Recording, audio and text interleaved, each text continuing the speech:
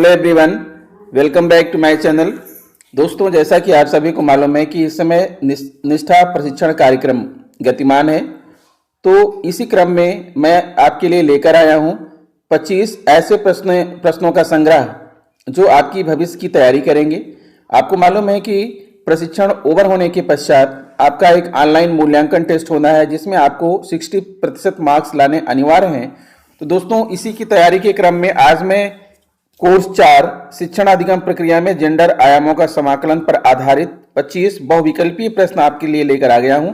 आप इस वीडियो को देख लीजिए, इन प्रश्नों को सॉल्व कर लीजिए और हो सके तो इन प्रश्नों को कहीं आप नोट कर लीजिए, ठीक है, क्योंकि इनमें से बहुत सारे ऐसे क्वेश्चन होंगे जो आपकी ऑनलाइन परीक्षा में पूछे जाएंगे। दोस्तों, अगर आप मेरे चैनल पर नए हैं तो प्लीज मेरे वीडियो चैनल को सब्सक्राइब कर लीजिएगा, बेल आइकन प्रेस कर दीजिएगा तथा दूसरे मित्रों को शेयर भी कीजिएगा। तो आइए दोस्तों, हम शुरू करते हैं और आपको दिखाते हैं कि क्या क्वेश्चन आ रहा है, कौन से प्रश्न जो है पूछे गए हैं। हाँ, तो दोस्तों, जैसा कि आप देख पा रहे हैं, इन प्रश्नों को मैं गूगल फॉर्म के माध्यम से आपके सामने लेकर आया हूं। अभी मैं आपको प्रश्न भी दिखाता हूं और आपको उसके आंसर भी बताता हूं। शिक्षण अधिगम प्रक्रिया में जेंडर आयामों का समाकलन, भविष्य में आने वाली ऑनलाइन परीक्षा के लिए 25 महत्वपूर्ण बहुविकल्पीय प्रश्नों वाली। सबसे पहले दोस्तों, मैं आपको बता दूं कि ये जेंडर सिंबल जो है, इससे संबंधित कोई ना कोई क्वेश्चन जरूर आएगा। और आप देख पा रहे हैं, यहां पर मैंने आपको जेंडर सिंबल दिखाया है कि मेल के लिए कैसा होगा, फीमेल के लिए कैसा होगा, ट्रांसजेंडर के लिए कैसा होगा, लेस्बियन का सिंबल कैसा होगा, बाइसेक्सुअल का कैसा होगा और एंड्रोजाइन का सिंबल कैसा होगा। दोस्तों, और भी बहुत सारे ऐसे जो है जेंडर सिंबल हैं, लेकिन आपके लिए जो जरूरी है, हमारे लिए जो जरूरी है, वही मैं इस वीडियो में शामिल किया हूं, तो आप इनको भली भांति पहचान लीजिए। आइए देखिए, आपके सामने पहला क्वेश्चन आपकी स्क्रीन पर दिख रहा है। कक्षा में बच्चों की रूपरेखा निर्धारण में महत्वपूर्ण आयाम है क्या? कक्षा का सामाजिक शैक्षणिक ढांचा, बहुवर्गीयता, बहुजातीयता या उपर्युक्त सभी। बताइए दोस्तों, इस प्रश्न का राइट आंसर क्या होना चाहिए? According to me the right answer of this question is the last option, उपर्युक्त सभी। ये सही है। फिर आगे बढ़ते हैं, अगला प्रश्न देखते हैं। क्वेश्चन नंबर 2 आप देख पा रहे हैं, कक्षा में प्रवेश करने वाला प्रत्येक बच्चा अपने परिवार या समुदाय से बिना कुछ सीखे प्रवेश करता है। यह कथन सत्य है, असत्य है या इनमें से कोई नहीं? बताइए दोस्तों, कक्षा में प्रवेश करने वाला प्रत्येक बच्चा अपने परिवार या समुदाय से बिना कुछ सीखे प्रवेश करता है। मेरे हिसाब से दोस्तों, यह कथन असत्य है, क्योंकि कोई भी बच्चा जो है प्रवेश करता है उस समय अपने परिवार या समुदाय से बहुत कुछ सीख करके आता है, तो इसलिए यह कथन जो है आपका असत्य होगा। आइए आगे बढ़ते हैं, अगला प्रश्न आपकी स्क्रीन पर दिख रहा है। शिक्षण अधिगम प्रक्रिया में जेंडर आयामों का समाकलन मॉड्यूल सहायक होगा, किस लिए? शिक्षकों एवं बच्चों की मौजूदा जेंडर पक्षपातपूर्ण रवैया एवं व्यवहार की पहचान करने में, विभिन्न विषयों के समव्यवहार में जेंडर संवेदनशीलता शैक्षणिक प्रक्रियाओं का विकास करने में, कक्षागत वातावरण और जेंडर संवेदनशीलता को बढ़ावा देने वाली अधिगम गतिविधियों का उपयोग और उन्हें ग्रहण करने में, या उपर्युक्त सभी। आपको क्या लगता है? मेरे हिसाब से तो यहाँ पर तीनों ही विकल्प सही हैं, क्योंकि शिक्षण अधिगम प्रक्रिया में जेंडर आयामों का समाकलन मॉड्यूल इन सभी चीजों में सहायक होगा, तो यहाँ पर हम टिक करने वाले हैं उपर्युक्त सभी पर। आगे बढ़ते हैं और अगला प्रश्न आपकी स्क्रीन पर दिख रहा है। निम्नलिखित में से सही कथन को चुनिए। जेंडर एक प्रकार की सामाजिक निर्मित का एक उदाहरण है। यौन सेक्स शब्द स्त्री पुरुष और अन्य यौनकर्ताओं के बीच एक जैविक अंतर को बताता है। जेंडर स्त्री पुरुष एवं ट्रांसजेंडर के बीच समाज द्वारा निर्धारित एक विशिष्ट संस्कृत भेद है। क्या लगता है दोस्तों, इसमें से कौन सा सही होगा? मेरे हिसाब से तो यहाँ पर जो है आपका तीनों ही विकल्प सही हैं, यानी चौथा टिक करेंगे उपर्युक्त सभी। चलिए, 5वां प्रश्न आपके सामने आ रहा है, आप इसको देखिए। जेंडर के विषय में क्या सत्य है? जेंडर संबंध और प्रकार यह गतिशील है। जेंडर सामाजिक अंतःक्रियाओं के इतिहास से प्रभावित होते हैं। उपर्युक्त दोनों या इनमें से कोई नहीं? तो मेरे हिसाब से यहाँ पर उपर्युक्त दोनों ही कथन सही है, इसलिए हम यहाँ पर टिक करेंगे उपर्युक्त दोनों में। फिर आगे बढ़ते हैं, अगला प्रश्न आपकी स्क्रीन पर है। यह सुनिश्चित करने के लिए कि लड़कियां भी सीखने की प्रक्रिया में सक्रिय रूप से शामिल हों, एक शिक्षक को क्या करना चाहिए? शिक्षकों को पहले सभी विद्यालय गतिविधियों में जेंडर भेदभाव की पहचान करनी चाहिए। कक्षा में और कक्षा के बाहर की गतिविधियों की योजना निर्माण और कार्यान्वयन करना चाहिए। उपर्युक्त में से कोई नहीं या उपर्युक्त दोनों विकल्प सही हैं? तो यहां मेरे हिसाब से उपर्युक्त दोनों ही विकल्प सही हैं, राइट है। आगे बढ़ते हैं, अगला प्रश्न आपकी स्क्रीन पर आ रहा है। एक गुप्त पाठ्यक्रम वह है जो विद्यार्थियों द्वारा विद्यालय में औपचारिक पाठ्यक्रम का हिस्सा हो सकता है, विद्यार्थियों द्वारा विद्यालय में औपचारिक पाठ्यक्रम का हिस्सा नहीं भी हो सकता है।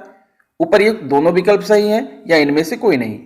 तो इस प्रश्न का राइट आंसर होगा दोस्तों उपर्युक्त में से दोनों विकल्प सही हैं, क्योंकि औपचारिक पाठ्यक्रम का हिस्सा हो भी सकता है और नहीं भी हो सकता। अगला प्रश्न है, निम्न में से कौन हिडन पाठ्यक्रम का हिस्सा है?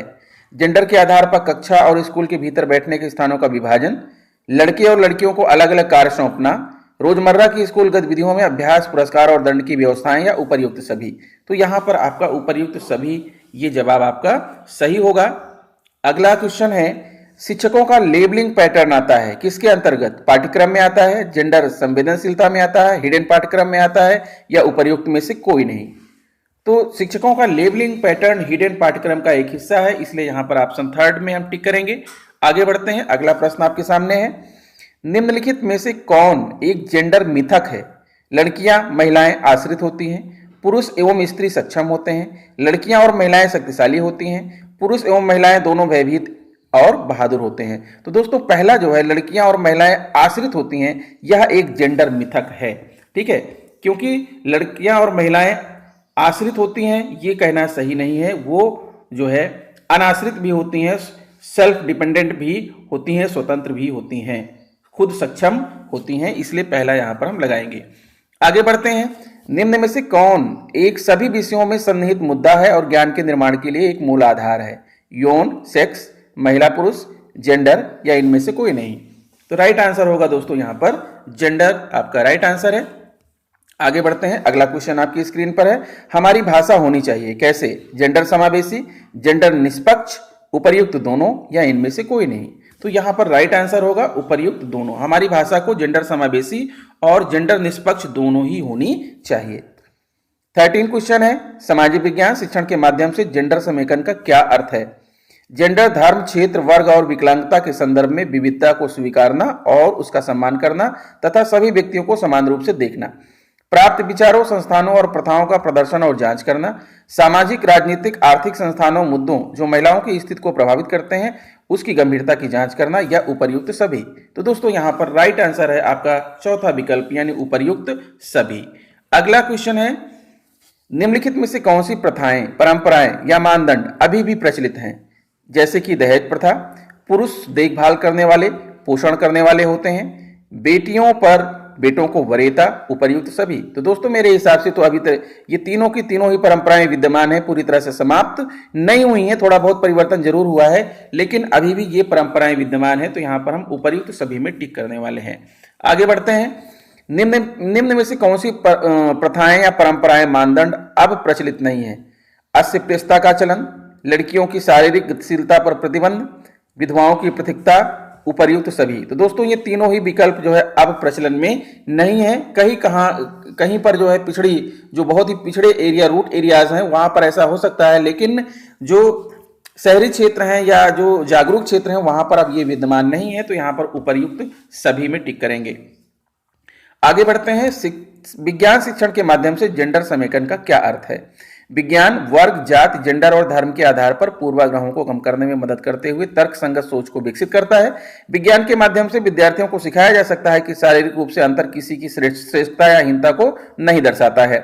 सभी यौनों की आंतरिक क्षमताओं को पहचाना जाना चाहिए, ना कि एक दूसरे की तुलना की जानी चाहिए। तो कौन सा विकल्प यहाँ आप सही बताएंगे दोस्तों? मेरे हिसाब से यहाँ पर सभी सही है, उपर्युक्त सभी में टिक करना होगा। आगे बढ़ते हैं, अगला प्रश्न आपके सामने आ रहा है, देखिए, प्रत्येक जेंडर का पारिवारिक संपत्ति में समान अधिकार है, पुरुषों महिलाओं का एकाधिकार है, ट्रांसजेंडर का बिल्कुल अधिकार नहीं है, या उपर्युक्त में से कोई नहीं। तो इसमें से कौन सा कथन सत्य है? तो दोस्तों पहला कथन आपका सत्य होगा, समान अधिकार है। सभी, कोई भी जेंडर हो, संपत्ति में उसका समान अधिकार होता है। आगे बढ़ते हैं, अगला प्रश्न है, जब किसी का जेंडर संदर्भ ज्ञात होता है तब उसे प्रायः पुरुषवाची संबोधन दिया जाता है, स्त्रीवाची संबोधन दिया जाता है, ट्रांसजेंडर वाची संबोधन दिया जाता है, या इनमें से कोई नहीं। तो राइट आंसर होगा यहां पर पहला विकल्प, पुरुषवाची संबोधन दिया जाता है। अगला क्वेश्चन है, जेंडर के बारे में निम्नलिखित में से क्या सही नहीं है? जेंडर पुरुषों, महिलाओं और ट्रांसजेंडर के बीच जैविक अंतर को दर्शाता है। जेंडर संबंध समय के साथ और लोगों के विभिन्न मुद्दों के बीच भिन्न होते हैं। जेंडर महिलाओं, पुरुषों और ट्रांसजेंडर के बीच एक सामाजिक रूप से निर्मित अंतर है या इनमें से कोई नहीं। तो दोस्तों यहाँ पर पहला स्टेटमेंट जेंडर पुरुषों, महिलाओं और ट्रांसजेंडर के बीच एक जैविक अंतर को दर्शाता है, यह गलत है, क्योंकि जैविक अंतर को नहीं बल्कि एक सामाजिक अंतर को दर्शाता है, इसलिए आपका पहला ऑप्शन रॉन्ग है। फिर आगे बढ़ते हैं, क्वेश्चन नंबर 20 है, शिक्षक अपने स्वयं के समाजीकरण के परिणाम स्वरूप जेंडर पक्षपातपूर्ण रवैये को विकसित करते हैं, कैसे? औपचारिक रूप से, अनौपचारिक रूप से, उपर्युक्त दोनों तरीके से या इनमें से कोई नहीं। तो राइट आंसर होगा उपर्युक्त दोनों तरीकों से।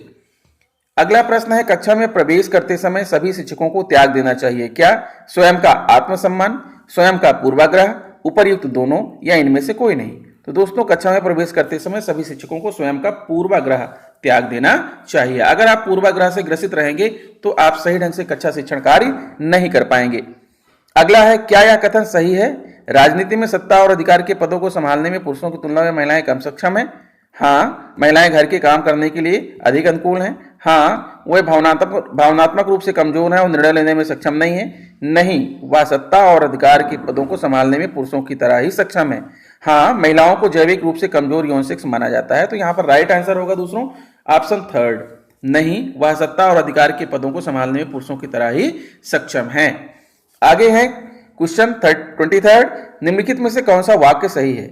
महिलाओं का स्थान घर है, लड़के और लड़कियों के साथ बराबरी का व्यवहार किया जाना चाहिए, लड़के लड़कियों से अधिक मेहनती होती हैं, लड़कियों को स्कूल नहीं भेजा जाना चाहिए, वह शादी के लिए बनी है। तो यहाँ पर सही स्टेटमेंट है ऑप्शन नंबर 2, लड़के और लड़कियों के साथ बराबरी का व्यवहार किया जाना चाहिए।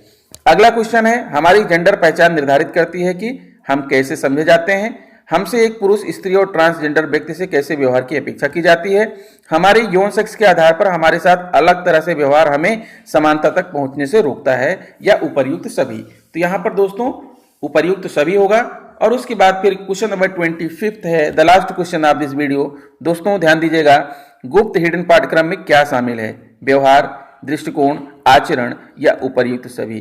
तो दोस्तों बताना चाहूंगा कि यहां पर आपका उपर्युक्त सभी ये आपका राइट आंसर होगा। तो आशा करता हूं दोस्तों आपको यह वीडियो पसंद आया होगा। आप इस वीडियो को अपने पास संरक्षित कर सकते हैं, प्रश्नों को लिख सकते हैं, क्योंकि इनमें से बहुत सारे क्वेश्चन ऐसे हैं जो आपकी आने वाली ऑनलाइन परीक्षा में पूछे जा सकते हैं। दोस्तों अगर वीडियो मेरा पसंद आया है तो प्लीज़ मेरे चैनल को सब्सक्राइब कर लीजिए, बेल आइकन को प्रेस कर दीजिए और इसे दूसरे मित्रों को शेयर भी कीजिए। तो इस वीडियो में इतना ही, मिलते हैं आपसे नेक्स्ट वीडियो में। Good bye.